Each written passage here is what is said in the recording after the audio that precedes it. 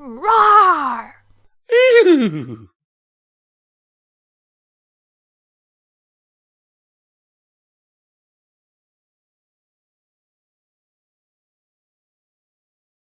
Absolutely Abysmal Afternoon by Justice3442.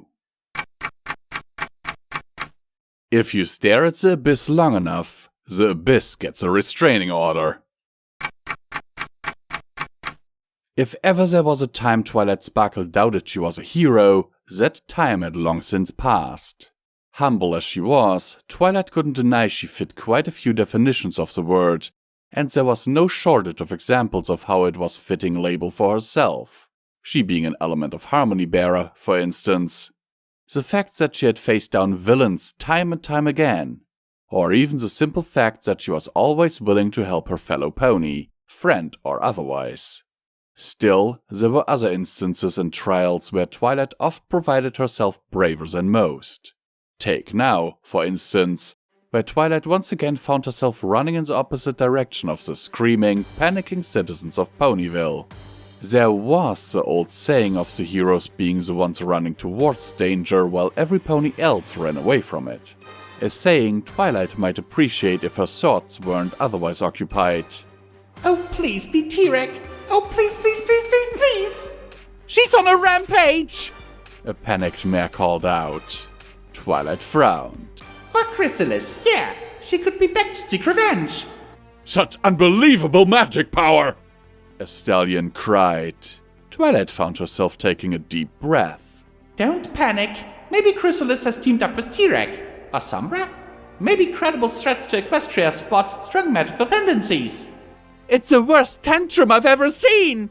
Another mare chirped. Twilight sucked in another breath through clenched teeth as she could feel her stress level rise. Things had gotten darker and the lighting unworldly, as if everything was coated in a purple haze. However, the change of illumination was not Twilight's immediate concern. It's fine. It could be a pack of villains. I got it! She thought triumphantly. Chrysalis broke into Tartarus and then freed both T-Rex and Cozy Glow. That has to be it. Or maybe it's even a brand new villain that's worse than everything else my friends and I have faced put together. That'd be a relief. As practically all shades and color but black and purple seemed to be eliminated from the visual spectrum entirely as Twilight ran into the Ponyville shops that seemed to be the source of the panic. Anything but... Hi, Twilight! Oh, Celestia, damn it!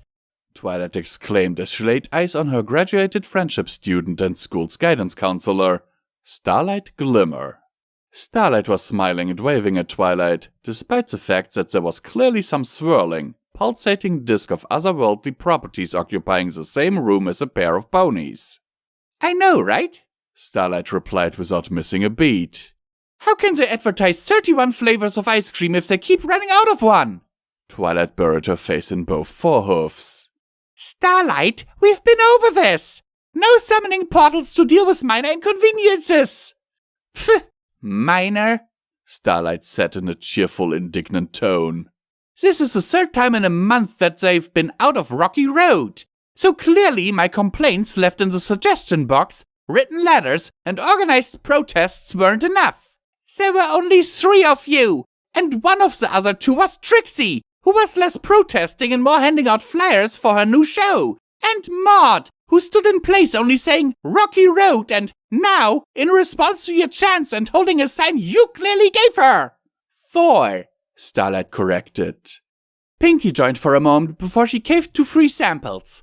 Look, the point is, clearly I wasn't getting through to them, so drastic times call for drastic measures. Twilight groaned. Again! We've been over your inappropriate use of portals! Starlight gave Twilight a mildly smug look.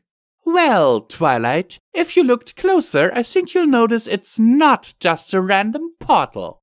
Frowning, Twilight took a closer look at the eerie mass behind Starlight.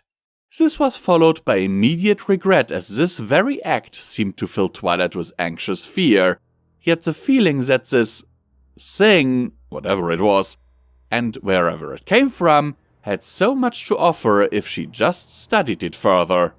As naturally curious as Twilight was, the initial unpleasantries combined with the fact that out of all of the frightening tears in reality she had seen, this one both felt and looked the most malevolent. And that was impressive given how many potentially threatening holds to the other dimensions she had seen between Starlight and her own studies gone awry. Dazed, Twilight started to collect herself physically and mentally as she uttered, What is it? Starlight laughed. I'm sorry, I thought you two were acquainted. Acquainted? Starlight nodded her head up and down. Twilight Sparkle? She motioned towards the swirling disk of dread.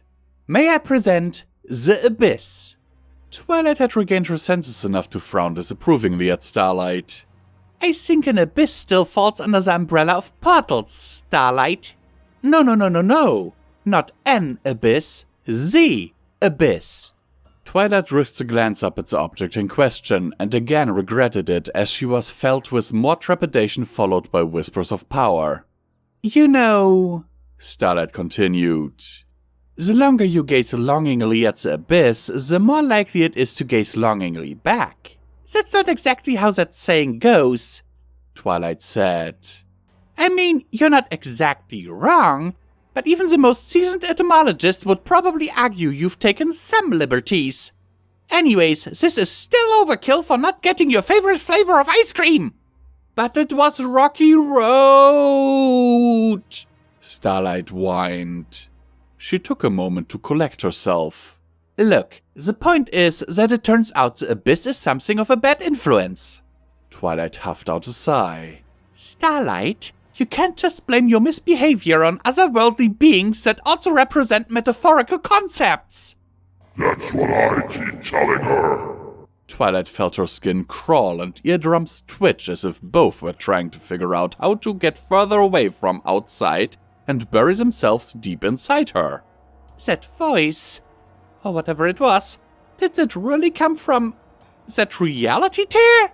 Starlight groaned and wheeled around to face the disc. Shut up! No one asked you! Stop using me to justify your terrible behavior. I've told you this and now your friends are telling you the same thing. Wow! Starlight cried indignantly. I guess their 31st flavor is intervention. Really? That's the best you can come up with? For a moment, Twilight could feel rational thoughts return as the abyss went silent and even slowed its swirling and pulsating. But it was only for a moment. Salted cerebral surfed in the cold tension. Starlight shot the abyss a dirty look. That's not even a sentence. You're not even a sentence. This is why we stopped dating. Hey, I broke up with you because you were too clingy. Oh yeah? Well, you are such a shameless flirt that I would have broken up with you by now if we were still dating. I swear, you make such a mess of everything you touch. Starlight snapped sullenly. You know what? I don't need to take this. Peace. With that, the abyss folded in on itself until it vanished from this plane of existence, leaving things return to normality.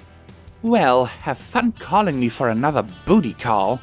Starlight grumbled to herself as she stormed outside. At least as normal as they could get, all things considered. After what could have been seconds, hours, or even days, Twilight felt her cognitions return to her and found herself alone and in the middle of an ice cream store that was clearly worse for wear, but otherwise intact. She turned towards the front counter, took a good, hard look at the 30 available flavors.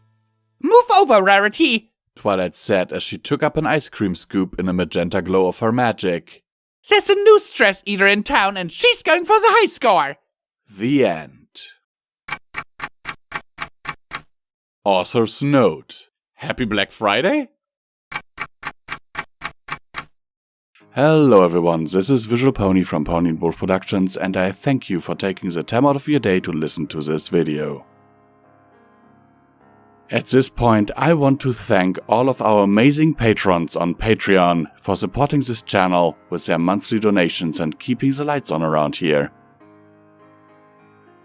Now, more than ever, it is important that you support your favorite content creators, because due to YouTube's new content policy changes, we, along with other content creators, had to demonetize a lot of our most profitable videos. For us, those are the Fallout Equestria stories.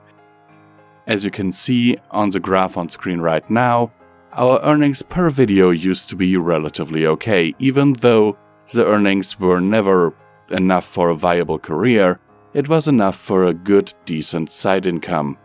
Now we are struggling to pay our bills. If you want to support us for as little as $1 a month, you can do so by clicking on our Patreon link down in the description below.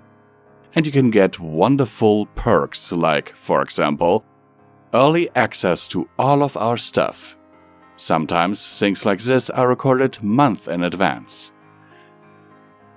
Voice acting lessons from me or Midnight, if you really want to. And you can join our Patreon Discord server. Even though it may look like there's not much going on in there, I am actually checking it on the daily. Thank you for listening to this message, and I wish you a wonderful, wonderful day.